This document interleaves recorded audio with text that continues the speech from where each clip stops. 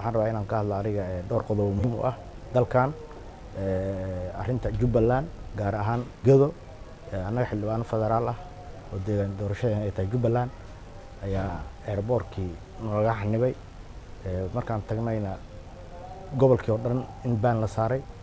balse aysan saas arrinta ahayn ujeed adag oo ahaa anaga in naga celiyo naloo hor istaago inaan dalkii tagno oo aan deegaanka soo booqano baaritaan dheer 2 maalmood oo airportka siga daba laabanayno aan soo ogaanay in anaga ujeedka anaga nala xanibay arrintaasna ay amartay hay'adda nabad sugidda sirdoonka qaranka iyo xafiiska madaxweynaha laga soo amray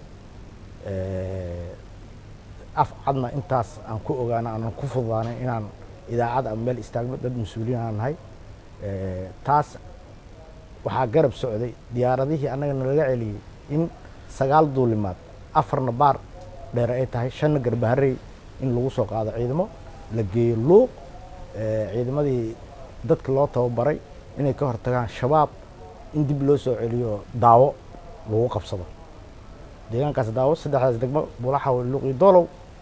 waxaa la xoreeyay madaxweyne Maxamed Cabdullaahi Farmaajo asagoo New York joogo shaqadiisa caadiga ah wato in maanta 3 degmo oo 2011 la xoreeyay asagoo shacab ahaa aan mas'uul Soomaaliyeed ahayn in dib maanta uu u amro in lagu qabsado waa arrin tacadi ah arrin fool xun waa arrin dib keenaysa in dadka la isku laayo wixii dagaalka ahliga ahaa oo laga soo baxay in loo danqado dalka meesha ahayd in maanta hub la isugu dhiibo dagaalkan dagaal sokeeyo uma baahno civil war uma baahno dalkan marka baaq caalami aan dirayaa beesha caalamka inta danayso aqoon-yahanada diinka dadka siyaasadleyda saamileyda siyaasadeed waxaan baaq u dirayaa in arrintaas isha lagu hayo baaq gooni ah oo ku socda Jubbaland gaar ahaan gobolka Gedo waxaan leeyahay wixii laga soo baxay dadkii aan lagu celin war Ilaahay ha loo baqo war dadkaas yaan la isku laynin madaxweynahan mas'uuliyadda asaga qaadi doono meeshaas hadduu hal qof ku dhinto asaga mas'uuliyaddaas qaadi doono xambaaran doono taas waa tii daawo iyo arrinteeda midda kale oo siyaasadeed oo arrintan bakicisay oo Jubbaland si doorasho ugu dhacday hadii doorashada dawladda federaalka ka gaabisay ayadaa la rabay inay daadihiso ayadaa hooyadii wadanka ah calool waxay ku bukootana laguma daaweeyo haddii uu arrintaas ay ka gaabiyeen madaxda qaranka wali madaxweynaha uu hormuudka u ahaa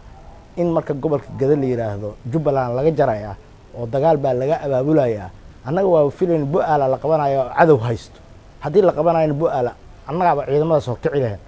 ciidamo in baar dheer lagu aruuriyay ciidamadii la geeyeen ay shabaab u galeen ay goosteen wixii ka soo harayna hadda in daawo lagu qabsado waa arrinta annaga hadda ama kaabka iyo fariirka nagu riday oo waxaan la yaabanahay oo waxa waqtigan soo boqoliyoon u hadleeno adduunkana waxba qormahay oo taariikhda qormayso hadda waxyaabihii la qaybsaday horumarka ahaa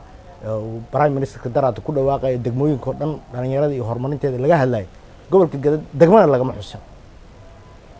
degmada dilayaan degmooyin ugu facweynay kamid yihiin hadii la yiraahdo gobolka labaad oo ugu population badan uguna qariirada weyn gobolka Gedo ku jira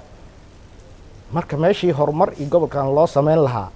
in dib loo soo celiyo maanta lagu soo tuuro in dadkii madax la isu geliyo qoorta la isu geliyo ay ku kala bixi waayaan arrintaas arrin fiican ma aha marka annaga waxaan leenahay madaxweyne Maxamed Cabdullaahi Farmaajo Soomaaliya lagu doortay Gedo waxa ka dhaxwad siyaasad deeqda ma ah gobolka Gedo kor ugu bax taasna waa iga waano waa u nasteexeenaya hadda waxa u hartay 8 bilood annaga 8daas bilood hadda madaxweynaha inuu dhameysto si sharaf leh ku dhameysto waqtigiisa qaato nabad uu ku baxo cid bedelaysa ay nabad ku timaado ku tartanta ayaan rabay laakiin waxa noo muuqato in meeshaan aysan waxba ka soo socon wadooyinkii dawladda Maka al-Mukarrama ka tan ilaa jidadka soo galay waa ogtiin inay xiran yihiin inay geeda ka baxeen waa ogtiin dhibka ka jiro waa ogtiin maca dalika gacan togaaleyn ayay wadaayo goboladii nabad ee maamulooyinkii nabadda ahaa wax u xawilaysa hub u raraysa dhibaato isu gelinaysa qorta isu gelinaysa war arrintaas ha laga soo reebto madaxweynaha waxaan leenahay aasha arrintaas ka waanto wax ku qaada ma aha 8 bilood nabad ku dhamayso hadaa tartantin hadee nabadaad ku bax inaad soo noqonayn annaga waa ognahay dadka haranta dambeedka ka daa oo dhibka aad u geysanayso ummadda bannaanka ka mar intaas ayaan ku soo koobayaa jubbalandna wax hadda xagla geel wax gundiga la geli waa ka weynta jubbaland waa dhaqaaqsato oo hadda waxba hadda gobolkeedana kama jiri kartid jubbaland haddii aad rabto wada hadal annagaa matalo annagaana axmedoobe soo fariisinaysa miiska wada hadalka haddii adiga xaaje ay kaa falanta haddii xoog tahayna xoog waddankan waxba loogama qaadayo